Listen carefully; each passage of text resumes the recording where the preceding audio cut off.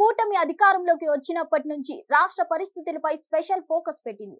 అప్పటి నుంచి ప్రత్యేకంగా గత ప్రభుత్వ హయాంలో జరిగిన లోపాలపై చంద్రబాబు వరుసగా శ్వేతపత్రాలు విడుదల చేశారు. ఈ క్రమంలో తాజాగా ఏపీలో శాంతి భద్రతలపై అసెంబ్లీలో శ్వేతపత్రం విడుదల చేశారు చంద్రబాబు. ఈ సందర్భంగా గతంలో హైదరాబాద్ ఎలా ఉండేది, తాను ఎలా మార్చిందని బాబు చెప్పుకొచ్చారు.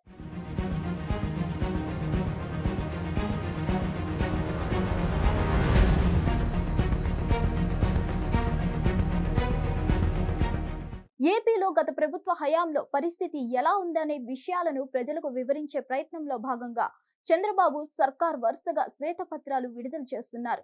ఈ క్రమంలో తాజాగా శాంతి భద్రతలపైన శ్వేతపత్రం విడుదల చేశారు.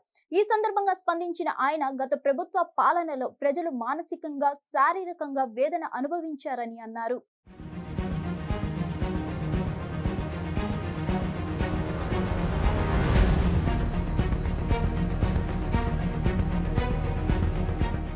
ఇదే సమయంలో గత ప్రభుత్వ హయాంలో వైసీపీ నేతలు పోలీసుల అండతో ప్రజాస్వామ్య పునాదులపైనే దాడులు చేశారని చెప్పిన చంద్రబాబు 3 రాజధానుల బిల్లు సమయంలో శాసన మండలిలో దుర్మార్గంగా ప్రవర్తించారని అన్నారు.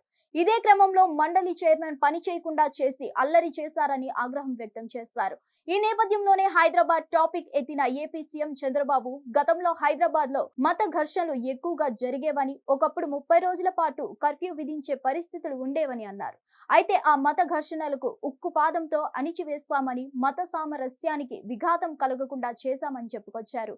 అలాంటిది హైదరాబాద్ అంతర్జాతీయ పెట్టుబడులకు కేంద్రంగా మారిందని చంద్రబాబు వెల్లడించారు. ఇదే క్రమంలో రాయలసీమలో ఫ్యాక్షనిజం లేకుండా చేయాలని దృఢ సంకల్పంతో వెళ్లామని తెలిపారు.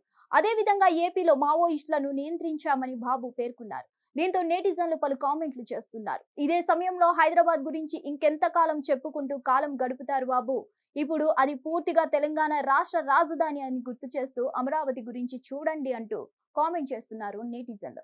హైదరాబాద్ అభివృద్ధికి 400 ఏళ్ల చరిత్ర ఉందని, అందులో చాలా మంది పాత్ర ఉందని వివరిస్తున్నారు. ఆ విషయం 2 రాష్ట్రాల ప్రజలకు తెలుసు అనే విషయం తెలిసి కూడా కేవలం తన వల్లే హైదరాబాద్ అభివృద్ధి చెందినట్లు చంద్రబాబు ఎందుకు చెప్తుంటారని ప్రశ్నిస్తున్నారు.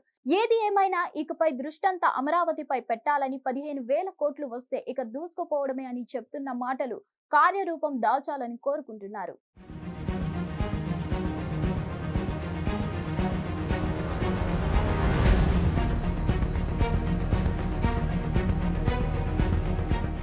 మరిన్ని అప్డేట్స్ కోసం stay tuned. Hit TV app ని డౌన్లోడ్ చేసుకోండి. ఇందులో short news, live news, entertainment movies అన్ని అవైలబుల్ గా ఉన్నాయి. Please download hit TV app. Hit TV app ని ఫ్రీగా డౌన్లోడ్ చేసుకోండి.